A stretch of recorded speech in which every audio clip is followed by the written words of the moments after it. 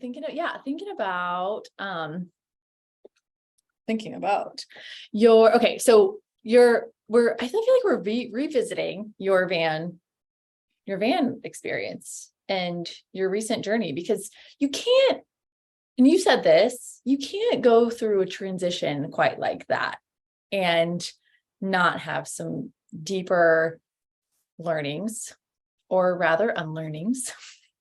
Yeah. So I was curious if you would be open to talking about some of the things that you've started uncovering on a deeper level. Yeah. Pretty much sparked by your lifestyle change. Yeah. Yeah. I have been going through a lot of unlearning and rewiring and rewriting a lot recently. Um, and I think it's due to a lot of things. I think, with us deciding to do the adventure of a lifetime and sell our house and live in a tiny home and travel the country, I think that was the first time that I had really decided and done. Like, this seems so far-fetched, but I'm gonna do it. And I think it was the first time that I really gained that genuine confidence of I can create my life. And so I think that's more of what sparked a lot of my unlearning, um, and reflecting on if this is possible, anything's possible. And it really took me out of any past level of consciousness related to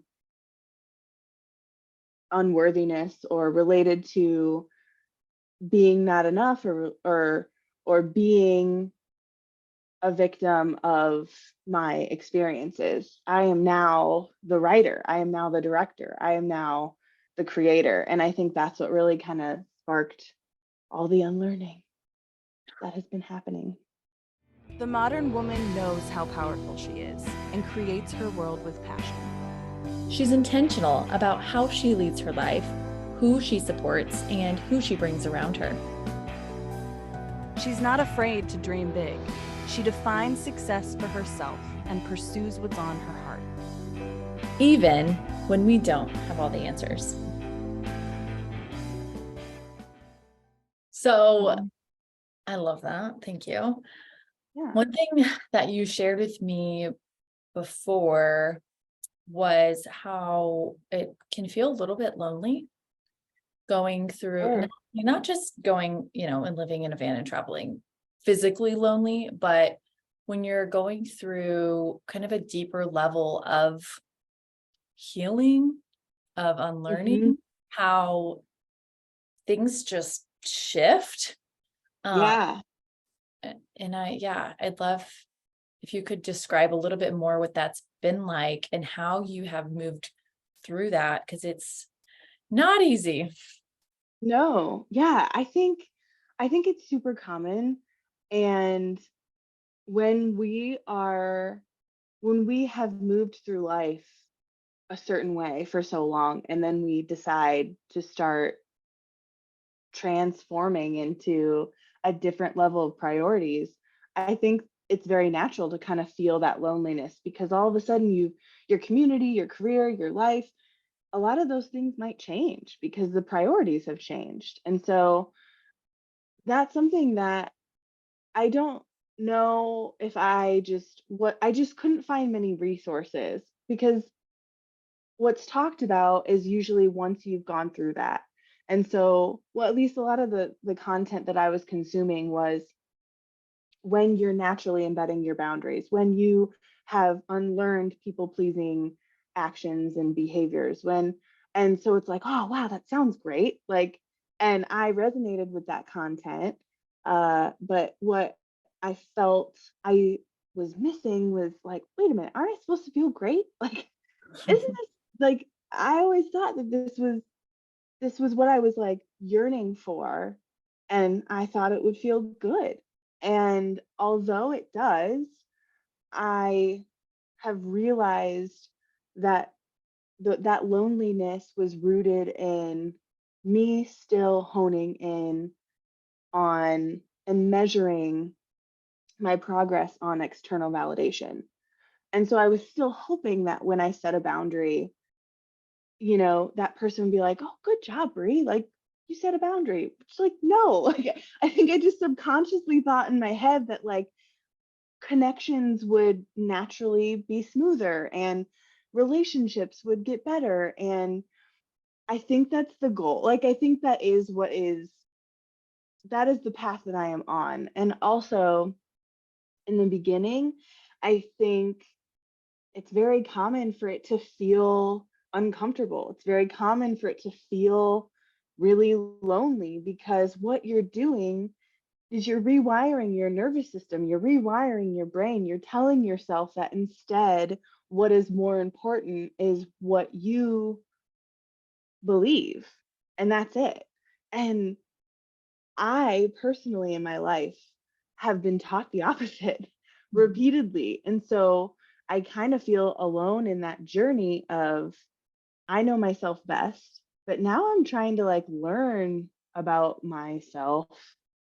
But do I even know myself? Like, so you're just like, because myself was a totally different person then. So I think, that like guilt that you feel, I think the uncertainty that you feel, that loneliness that you feel is what I've learned to be good. It's a part of it, and it's a part of you learning yourself and you deciding how you want to move through your life moving forward.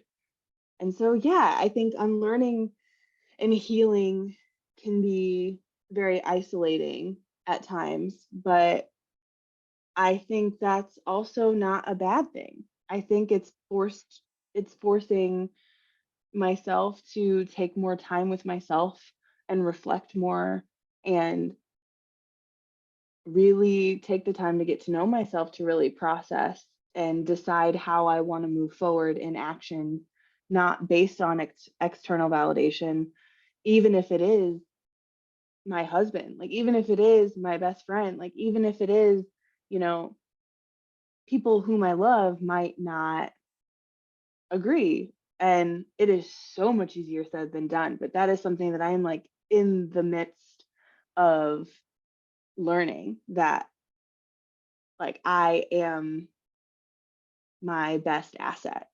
And I don't know. I have the love that I can give myself. And so I Mhm. don't really, I'm moving through life more like counting on myself versus anything external. And that can feel lonely until it feels comfortable and until it feels more routine. And Yeah. that's where I'm going. Oh my So gosh. Well, yeah. definitely understand. And thank you for sharing because that's, I mean, that is very deep. And when you mentioned people pleasing Yeah. and Yeah.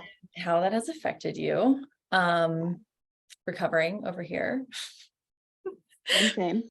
So I'm not like, oh, it's all about you, you're not alone. How did you know that that was like people pleasing was a part of your life and how did you realize it? And then how did you Yeah. decide that you like we're gonna do something different? Because that's Hmm. not, I don't feel like that's always, if it's ingrained in you and that's how you've been operating, that's not always as obvious. Yeah. I think I recognized it during the pandemic. So in 2020 was when I started having more of an opportunity to choose what I was doing because staying home. And so we were on lockdown. And so I was thinking more about how I wanted to spend my time. And I started noticing the more that I was doing that, the choices that I was making when I didn't have any influences around me, really. Like, I wasn't in a setting with my coworkers, I wasn't in a setting with my family. Like, it was just my husband and I and Gus and Gouda. And so I think that is kind of what started me reflecting on it. But never did I think that, I mean, I would say that I was a recovering people pleaser at that time, but I wasn't really doing the work to unlearn it intentionally. And I started doing that in January of this year when I presented to Jordan, like, hey, what about this idea to sell our house and go travel in a tiny home? Because I knew that that wasn't going to be something that was universally well liked, if that makes sense. Like, and I knew that there were going to be, some conversations that that would need to be had. And I think that was the first time that I really reflected before I had those conversations with family and friends. What, what are Jordan and I's priorities? What are my priorities? And I started like just kind of focusing on those a little bit more. And then I started applying them more. So being gone, I also realized when we left in August, I wasn't in the same vicinity as I was before. And so I wasn't really called upon like I used to be. And it was liberating. And that was a different experience. And then I realized, like, okay, what part did I play in that though? Of It wasn't like I was being called upon. Like, what would happen is I would be called upon, I would say yes, and then I would dump and I would be drained. And what being in the van and traveling has done for me is realize that I haven't been dumping. I haven't been drained. I and so I've started like really thinking back to my relationships, to my choices in my career, to my every choice in my life. And I started realizing that people pleasing was a coping mechanism. And it was something that was totally rooted in pleasing others, period. And I never realized that. I thought, I don't know what I thought. I mean, I've heard it, we talked about it, but it hit me differently when I realized that it was something that I developed at a very young age to want to be accepted. And then I started digging deeper and like, oh, of course, with my epilepsy, with, being turned away from 4 schools when I was 10, from, having to tell my like friends when I was 9, like, hey, I have epilepsy, I have seizures. Like, I just was always like different. And so it clicked in my head now that I developed people pleasing tendencies because I wanted to have value in other ways. And I don't need that anymore in my life. And so it's been like very challenging because I definitely am not at a point where the external like validation is gone. I just do have such a big heart, and I like really do care about a lot of people, and I'm getting emotional. Um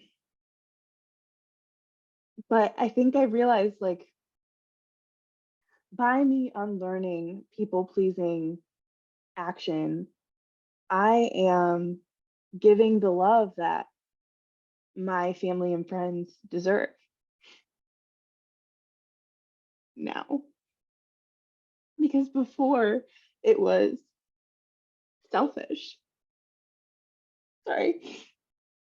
It's hard to talk about. Take I'm your like, time. No. yeah, I'm clearly here. Um, but that's really hard when you develop a coping mechanism rooted in just wanting to feel loved, and having that coping mechanism actually harm and be an unloving uh act is kind of a hard reality, right? Like, there's no one that you can really blame. There's nothing that you can really say is at fault. Um, but the root is about deciding what your next chapter is going to be. And I think that's what's so important, is it's about taking accountability for that and saying, yeah, I developed that. Yeah, at times I would show up to events, at times I would do things that was not genuine, and would go home and I would feel drained, or at times I would say yes to volunteer opportunities because I thought that was the right thing to do, and I wanted people to be like, oh, I can always count on Bri. And I think the biggest part for me that has really helped with unlearning those tendencies is understanding that that was inauthentic love. And it's okay. I mean, you were doing the best you could at that part of your life. But now I am learning that. So now I get to authentically love people and authentically say yes and authentically say no. And I understand that that's not always going to be well liked, and that's going to take time. You have to do and have it feel comfortable after embedding it in your life, and that just naturally takes time, like anything. But yeah, I think that was a really hard reality for me, was realizing that like the intention that I wanted was to love on people, but it was inauthentic, and it was um, based on me wanting to feel worth. And instead, I'm giving myself that worth. So now when I move through life, it's because I genuinely want to. And now, like, your encounter with me will be genuine and loving. And so any one of you guys listening, if I am with you, know it's true. Um, and that's what I have to focus on, is that it's just, yeah, is the future. And that now I'm a more loving being, and I'm gonna be an even more loving being 10 years from now. So yeah. It takes so much courage to, one, admit that to yourself, and Yeah. two, to sit with it Yeah. Right. and to do something with it. Yeah, You it's hard to sorry. sorry. I was gonna say, yeah, no, it's just hard looking at yourself in the mirror and like, yeah, being like, okay, what parts did you play in this? Right. Um, and how can you do better, and then just be better. Love that. You mentioned self-love. Yeah. And I also heard you, it sounds like, describing what is self-love when you're sharing about realizing, how you used to approach people with people pleasing. And then you said, but that's okay. Mm-hmm. And that's the self-love. Mm-hmm. But I am curious. So when it comes to self-love and people pleasing and these boundaries that you're figuring out what they even are and then implementing them, I mean, what do you think that is? I know I just kind of shared one example. What do you think that is, and why is it important to this whole process of unlearning? Yeah. I think it's compassion. I think it's, something that I always wanted to be was just good and loving. And I think it's hard for people and myself. Like, I think for me, it was hard for me to look myself in the mirror and see the mistakes and take ownership for the hurtful things that I've done, and the not best version of me.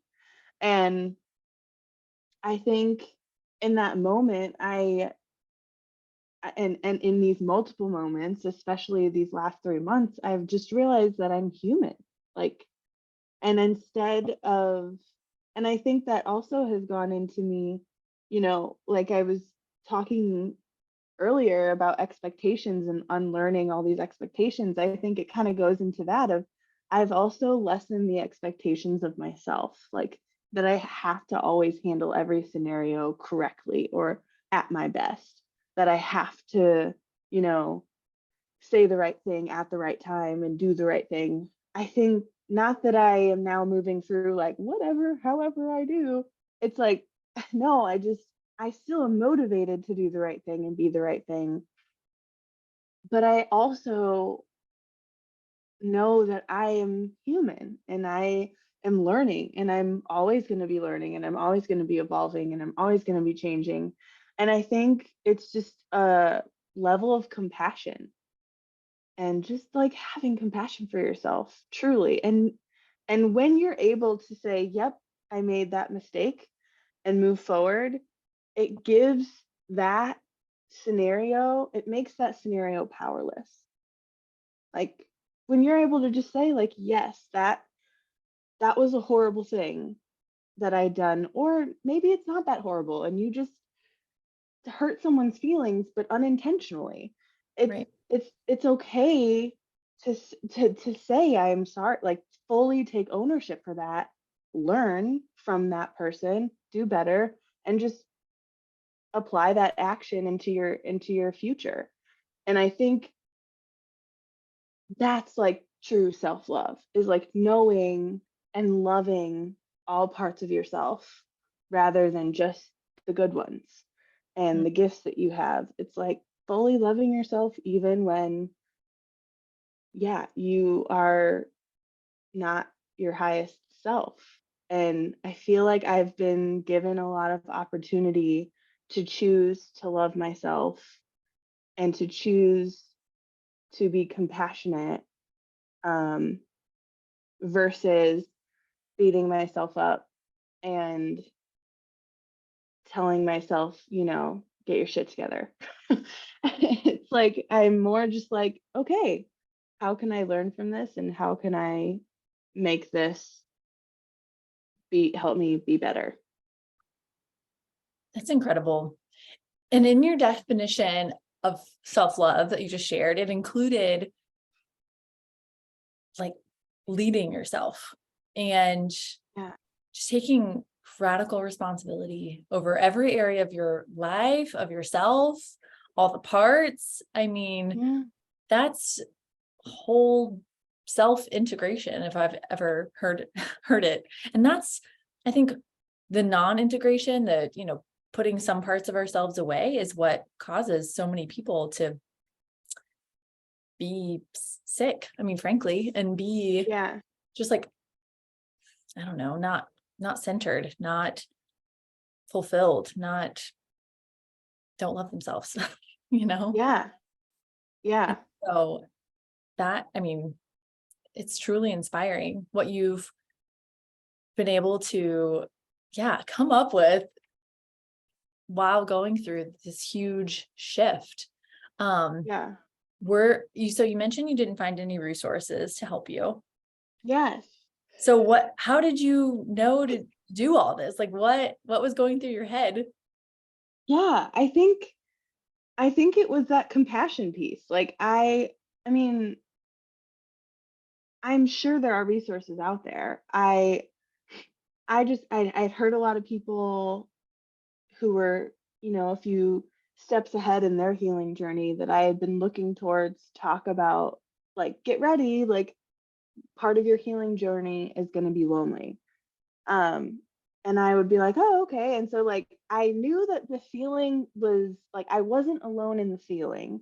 And also I just didn't feel like then there was anything after that. And so the first thing that I did was I like pulled out my journal and I just started like asking myself why I feel lonely and writing about it. Like, why does this feel lonely? And I think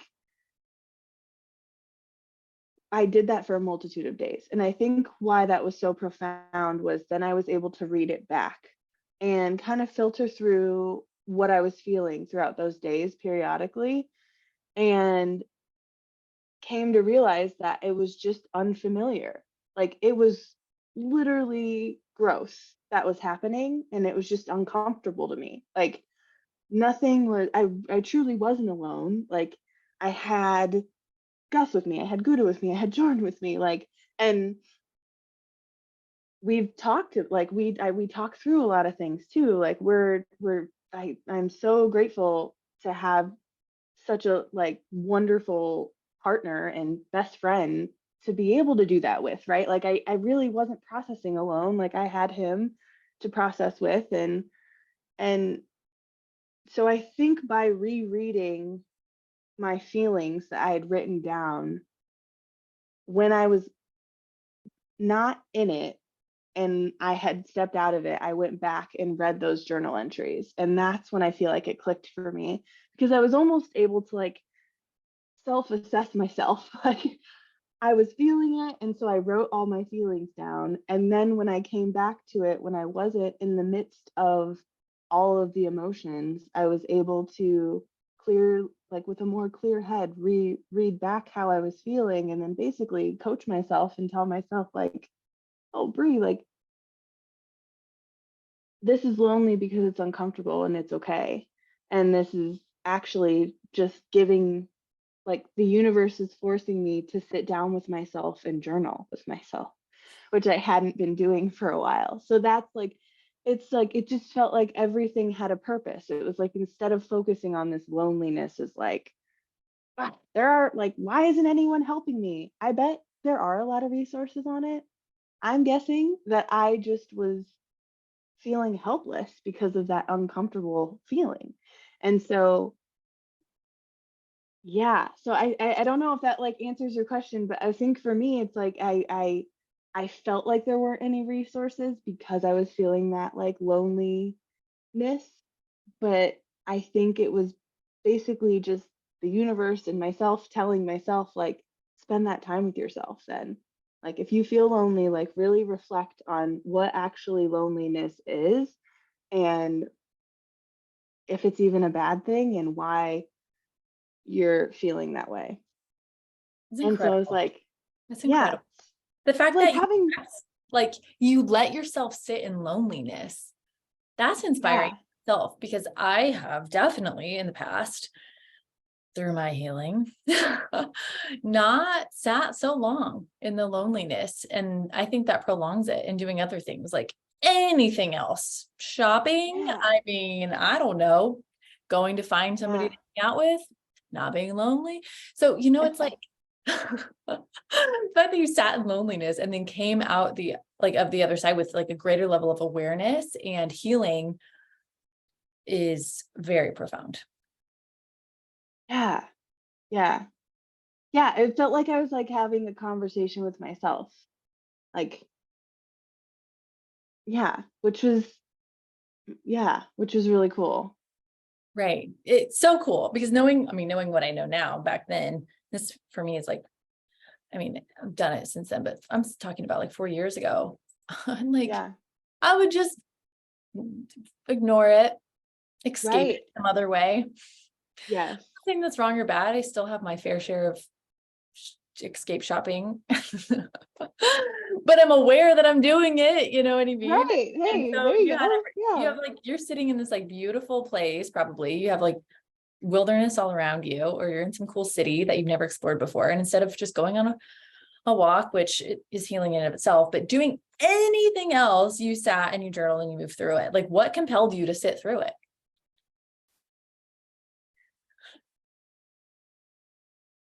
That's a good question. I don't know. I don't know. Like I don't, yeah, I don't like Stumped. No, I'm just kidding. That's not the goal. in in that moment, I think, everything is so interconnected. And so I think all the things that I have been unlearning, the people pleasing, the boundary setting, the self-love, the compassion, I think all of that combined forced me to do an action that was better for my future self versus retracting to my old self, like, and how I would have handled that in the past. Like, I would have justified my loneliness or been like, well, there's no resources out there, so how do they expect me?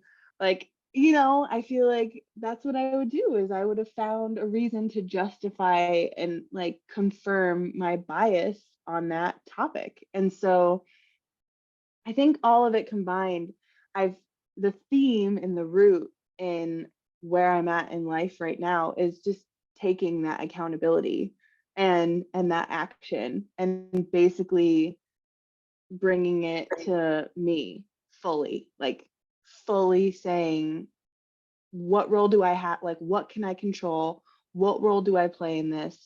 And moving through in that way. And so I think that was why. I think it was like, instead of me going outward and trying to handle that loneliness, I went inward and processed the loneliness way deeper. And I'm sure it's going to happen again, but at least now I know, like, that was a system and a tool that I kind of created with myself. So now I think it also is really liberating, and it kind of takes the weight off of my shoulders to have to do all the right things and handle everything so well. It's like, oh, okay, like, I was feeling lonely, I was feeling down, I was not my best self, but I handled it really well for me. And now I have that system. So now when I'm feeling sad, I can go back to that journal, write it out, and then when I have a more clear head, go back and process it with myself. And so, yeah, I think it was like really my subconscious and just all like, yeah, that led me to that. There was nothing that I was intentionally doing to be like, okay, I'm feeling this, so now I'm going to do that. It was just, what am I going to do right now? I feel lonely, and it was that. So beautiful. And having that system or that template to use. Yeah, it'll happen again. Just go back time to time. Yeah. It's not so easy, but trying to bring some, play to it. It's like, oh, there you are. Let's play. Yes. Yeah. And just like having that compassion for myself. I think that's like a great, I'm really excited to kind of have that foundation moving forward in my life, knowing that I handled things very differently as a child. I would tell myself how stupid I was. I would, I couldn't get good grades, so my brain was malfunctioning. Like, I would almost, and then as I grew up, I would turn it into jokes, and I would make sure that I beat people to the punch before they were able to make a joke about me. I made sure I made the joke about myself before. And so I just think what's been really cool and what always makes me really emotional and choked up, and I think, why I got so emotional and yeah, getting emotional just thinking about it now is just like, because I was so mean to myself. And I think that's where it started, was just like, ah, I I didn't know, I didn't know what I didn't know, but I am just so excited to move through my life loving myself, because I know that that's also loving that little kid who beat on herself. Oh, it sounds like that's exactly what you would say to little 10-year-old Bri. Yeah. Yeah. Yeah. Oh, I would just hug her. Yeah. I think that does it. That'll do it. That'll do it. That'll do. Thank you so much for listening to The Modern Woman Show and supporting Jacqueline and I in becoming our truest selves. We love you. Remember, if you have stories or strategies on unlearning, loneliness, healing, or people pleasing, we would love to hear from you. Message us on social media or email us at themodernwomanshow@gmail.com.